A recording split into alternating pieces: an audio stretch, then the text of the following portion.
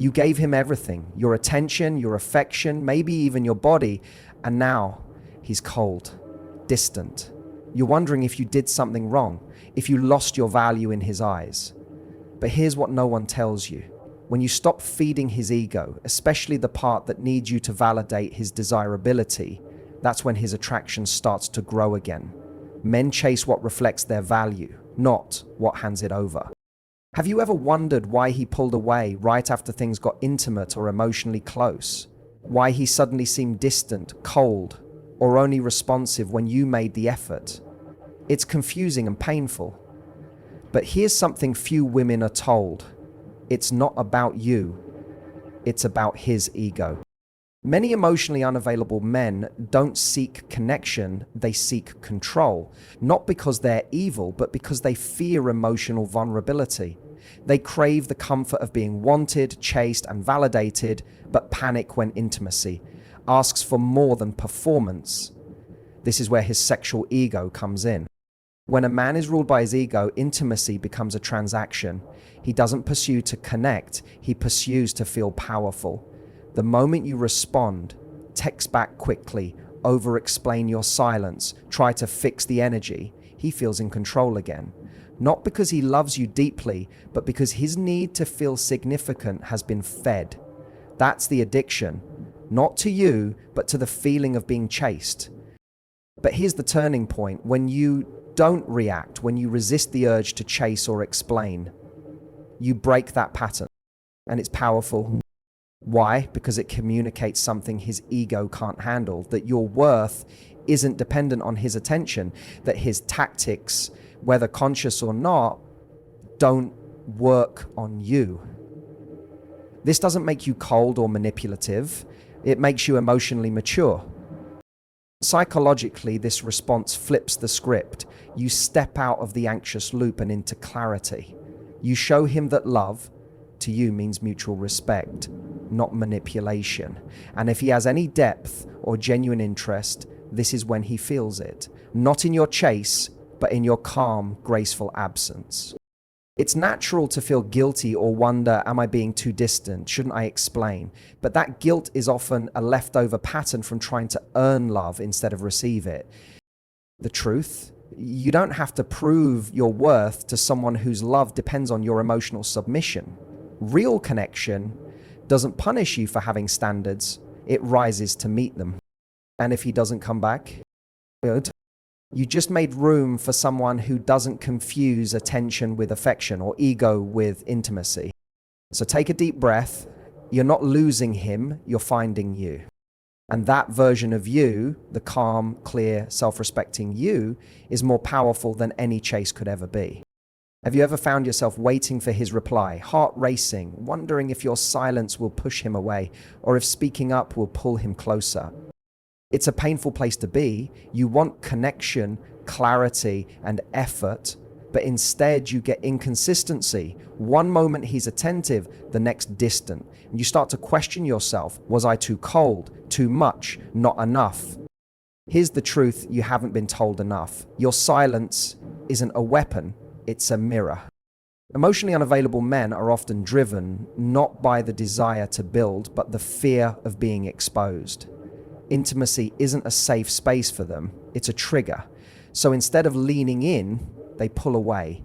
They flirt, they spark chemistry, they get close, but only to the point where they still feel in control. Then they retreat. Why? Because closeness demands vulnerability, and vulnerability threatens their ego. In these moments, your instinct may be to chase, to explain, to break the silence and fix what feels broken. But the moment you do, you trade your power for his permission. You shift from being a woman in her emotional truth to someone seeking approval from someone unsure of himself. But when you choose silence, not as punishment, but as a boundary, you flip the dynamic. You stop pouring into an empty space and you start holding space for yourself. This isn't about playing games, it's about pausing the cycle where you overextend emotionally for someone who hasn't earned that intimacy. It's about letting the silence do the work he was supposed to do.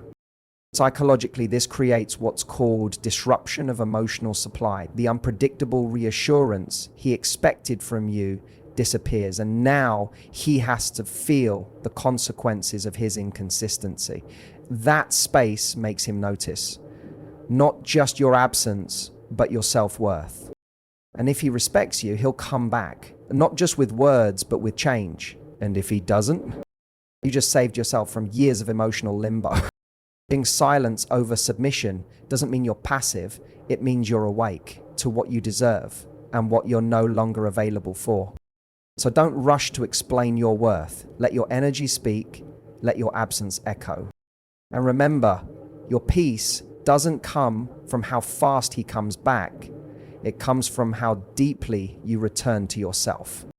Have you ever found yourself trying to explain your worth to someone who only sees it when you're walking away? It's a brutal contradiction, caring deeply for someone who seems to withdraw the moment you ask for more. Not more drama, not more control, just more consistency, respect, and presence. And when it doesn't come, you start to question, am I asking for too much? Am I the reason he's pulling away?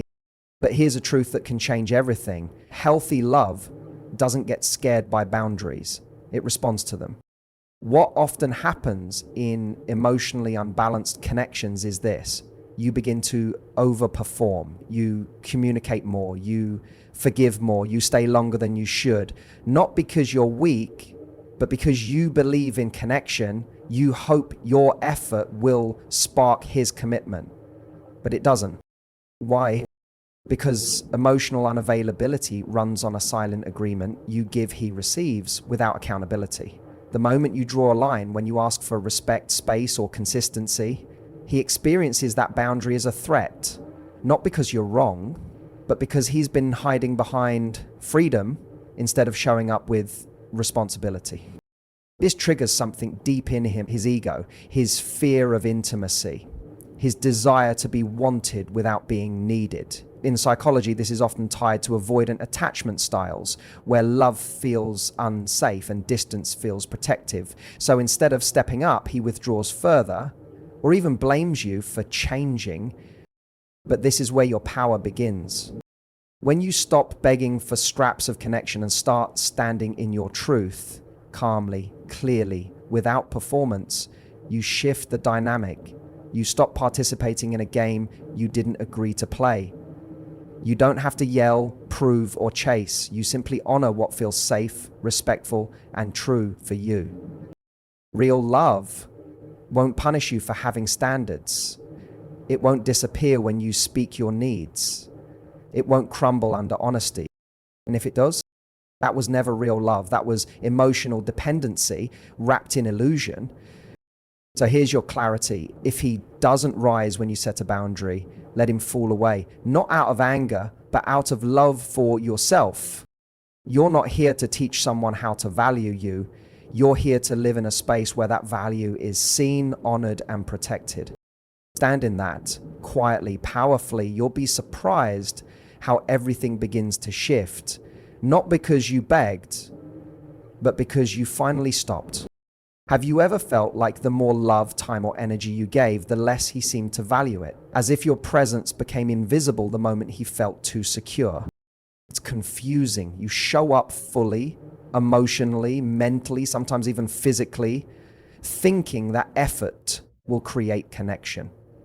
But for some men, once they feel they have your attention, they begin to pull away, the chemistry fades, the texts slow, and you're left wondering, what changed? The answer isn't your worth. The answer is how he experiences closeness. Men who are emotionally unavailable often operate from ego, not intimacy. They crave validation, especially sexual or emotional attention. But once they feel safe in your availability, they begin to detach. Why? Because in their internal wiring, closeness feels risky. It requires vulnerability, honesty, and presence, things they fear because they haven't built a safe relationship with their own emotions. So instead of rising into connection, they retreat into control. But here's what changes everything: when you no longer respond the way you used to. When you stop explaining yourself, stop begging for closure, stop reacting to his hot and cold energy, something powerful happens. The energy that once fed his ego begins to dissolve. The dynamic shifts. Silence, when rooted in self-worth, not revenge, is louder than any argument. It echoes with a message. I no longer need to perform for your attention. This isn't about playing games, it's about no longer participating in one. Psychologically, when you create emotional distance from someone who relied on your pursuit, you activate something called loss of emotional supply. The absence of your energy, your softness, your reassurance, it's noticed. And if there's any genuine care under his defensiveness, this space forces reflection.